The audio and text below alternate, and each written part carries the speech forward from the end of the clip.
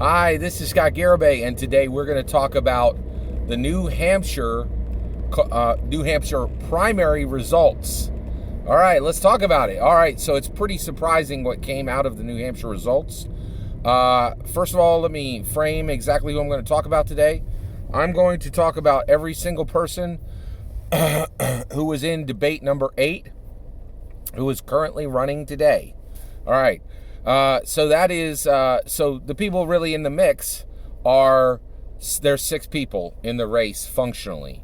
So you have Biden, Warren, Sanders. I group them together because they're all 70 years old. They're all 70 years plus. All right, that's a septuagenarian grouping there. And that's unique because that is a choice for America. They're saying, hey, do you want to choose septuagenarianism as a block? So you have the septuagenarian block, and then you have the youth. Compared to septuagenarianism, you have the youth. So you have the septuagenarian block, and you have the youth block, right? So the youth block at this point is Steyer's, Klobuchar, and Buttigieg, all right? So what happened with these candidates in New Hampshire? So I'm going to talk about the delegates and what they got from delegates, because that's what matters, right? Right now, everybody's collecting delegates to take those delegates into the Democrat National Convention and win the Democrat National Convention. And it is much, much easier to win the Democrat National Convention with delegates than it is without delegates. I'm not convinced you can't win the National Convention without delegates, and we don't really even know the answer to that. And the reason why is the system is incredibly opaque. The American system for winning the Democrat or the Republican primary is incredibly opaque and complicated. Now the Republicans are enjoying a moment right now of incredible simplicity. There are really no contenders for Trump. So everything's very simple on their side. Nothing is simple on the Democrat side. It's all very, very, very complex and opaque and complicated. All right, but right now, every candidate is doing what they can to gather delegates and to give themselves the best shot at winning the Democrat National Convention, okay? So what happened in the New Hampshire primary, all right, and why did it happen? All right, let's break it down. And what does it mean for the Democrats overall? All right, so 3 of the active candidates came out goose egg, and 3 came out with delegates. All right, let's talk about the goose egg candidates real quick. Biden and so who were the goose egg candidates? Biden, Warren, and Steyer. Steyer is very obvious, but it is a little surprising. Okay, so let's talk about these goose egg candidates. It's really, really shocking that you have these goose egg candidates. All right, so Steyer, to me, he deserves what he got. Or he came into the election very, very late. He literally, showed up with a latte. He's like, "Oh, is there an election going on? I'd like to run." He really did not display a lot of vigor, work, or sweat, right? So, now that his efforts were pretty much darn near nothing but money, he's really seeing very little traction, right? And actually, that's a great thing for America overall, because nobody wants there to be a message that you could roll in with millions and excite Americans. That is incredibly dangerous message. And that message is, America is sending a message. They're like, if you show up with your checkbook late for the party, ain't nobody care about you, right? And that's great. That's a really good message. That's a good thing we're learning from this 2020 Democrat primary. That's a really good message. If you show up late to the party with nothing but your checkbook, nobody cares about you. You can step to the back, right? And that's exactly where Steyer is. He is in the back, right? He is the farthest behind. Yeah, and he produced nothing in New Hampshire, 0 delegates. Okay, all right. Biden. Wow, oh, wow. Biden is evaporating fast. He's like, oh, I'm melting.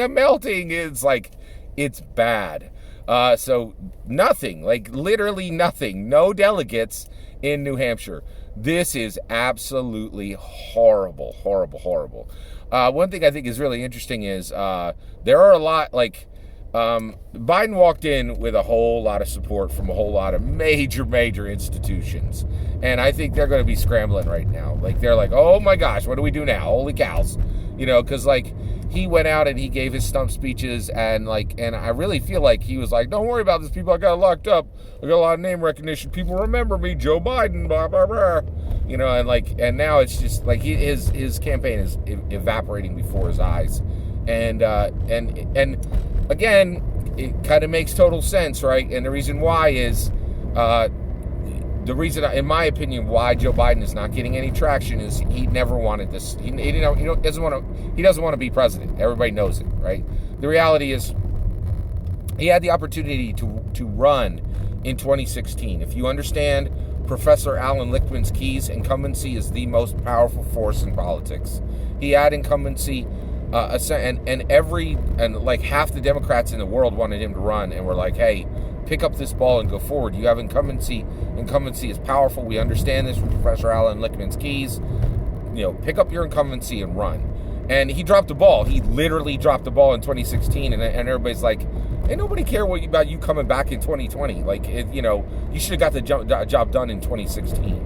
Right? And a lot of people are like, oh, well, Scott, he had life events in 2016 that, he really needed to step back. And, like, that all sounds great, but Bernie Sanders had a life event in October 2019. Took him a week to get back on his feet and get rolling again. So nobody's got time for your boo-hooing about, like, X, Y, or Z. Like, Bernie Sanders has set an absolute new standard for what commitment looks like. And I'll tell you right now, that is one of the biggest things that are coming out of the 2020 elections is Bernie Sanders. Man, like, when it comes to commitment to the job and commitment to the drive and commitment to win, that is all completely rewritten now with Bernie Sanders' October 2019 decision and action, and the way and what's happening right now. This experiment that we're seeing right now on the Bernie Sanders side is incredible. I've never seen anything like it. All right, so Biden is done. Like, he is finished, and right now I think there are a lot of, mahogany rooms with mahogany tables in them, and $1,000 chairs surrounding that, and people are like, we got to figure out what we're doing next, because we got support that needs to go in a different direction, because we ain't gonna get nothing here, right? Like, that's really got to be that's a big issue for a lot of groups, because I don't think anybody saw this panning out the way it is, and Biden is evaporating like a shallow puddle in high noon, under the high noon sun, and that's incredible. I think that's surprising a lot of people. Elizabeth Warren, I think the real story here is that Amy Klobuchar is outpacing her. Amy Klobuchar and Elizabeth Warren, I think they are. It's probably unfortunate that they're paired. That maybe that's a false dichotomy. Amy Klobuchar, you know what? Elizabeth Warren could have done better, period. I'm not going to pair Amy Klobuchar. I guess in my mind, I was tempted to pair Amy Klobuchar with Elizabeth Warren. I think, and I'm going to catch myself here, right? Both of these candidates are just competing against every other candidate, right? Now, America has, there is a question now, are we going to have our first female president? That's a big question, right? And both Elizabeth Warren and Amy Klobuchar are trying to convince America that having the first female president is going to be awesome, right? And they're both doing a good job of, coming forward and presenting a strong case to America that this hasn't happened before, but this is going to be great, right? And so I think a lot of pundits are pairing them together.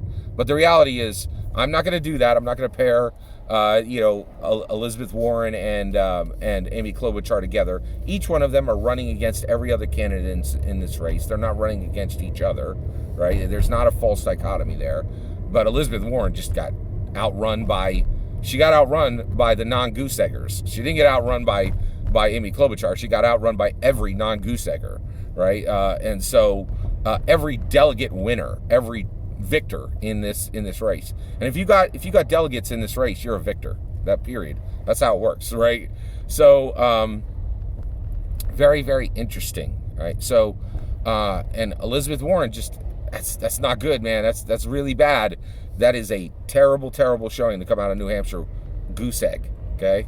0 delegates. All right, let's talk about the victors. Some real shockers here. Amy Klobuchar, 6, by the way, 24 delegates. 24 delegates. I'll give you the quick breakdown. Amy Klobuchar, 6. Pete Buttigieg, 9. Bernie Sanders, 9. All right, let's talk about them. All right, Amy Klobuchar, this is a stunner. All right, she is coming out of New Hampshire with 6 delegates. Why is this shocking, right? Well, when it comes to the Democrats right now, you have 3 breakdowns for them. You have liberals, you have progressives, and you have liberals, progressives, and moderates. Let's whip through these candidates, right? For the Goose Eggers, you have for the New Hampshire Goose Eggers, Biden is, I would say, a moderate, okay? Elizabeth Warren, without a doubt, she's a liberal. And then Steyer's, I would say he is a liberal. He's definitely a liberal. And then Pete, come on, Bernie Sanders, he's a liberal. He's a liberal. And then Pete Buttigieg, boy, that's tough. I would say Pete Buttigieg is if you were gonna put him into one of those groupings, I would say Pete Buttigieg is a moderate, okay, and actually Amy Klobuchar is a moderate.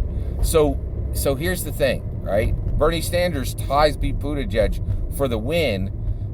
Bernie getting 9 delegates here isn't surprising. He's a liberal winning a liberal state. Amy Klobuchar beating Elizabeth Warren, who is a liberal, right? But she's a moderate. So a moderate winning a liberal state, that's surprising. That is surprising, okay?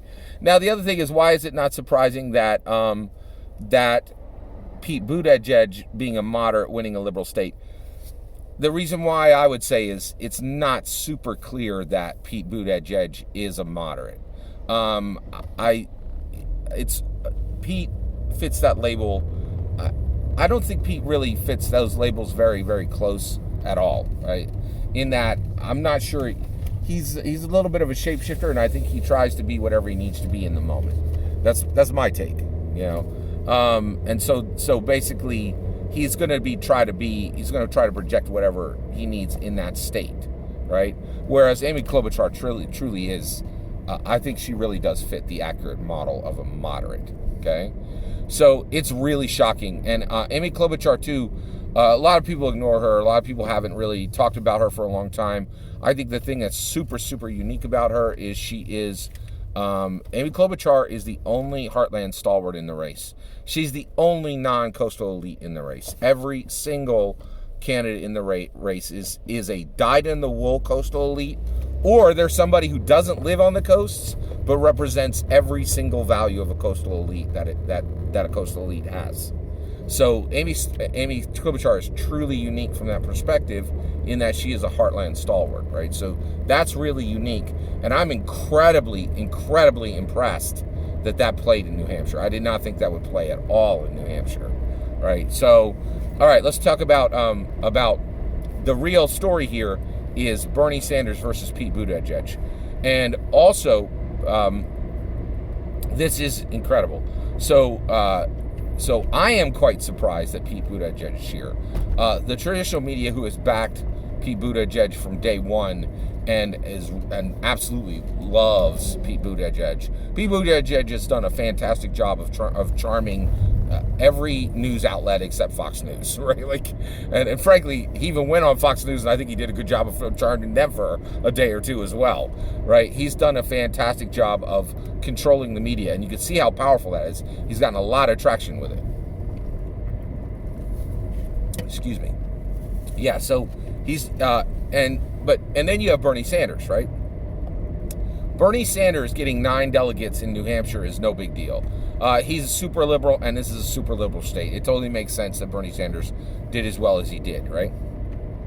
But Pete Buttigieg continuing doing this well in New Hampshire is a little surprising. Pete Buttigieg, a lot of people really doubted him, and he is really proving a ton of people wrong. That is surprising. He is surging forward where a lot of people doubted his ability to surge forward. And more, it is absolutely looking like Pete Buttigieg has what it takes to win the Democrat primary race, without a doubt. It really is shaping up that Pete Buttigieg has what it takes to win the U.S. 2020 primary presidential race.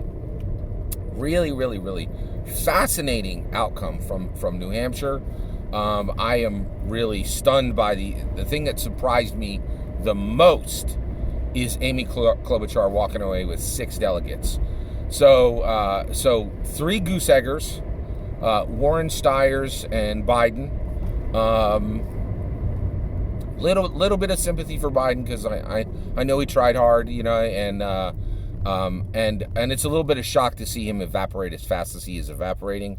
It looks like he is going away quick, really, really, and also Warren.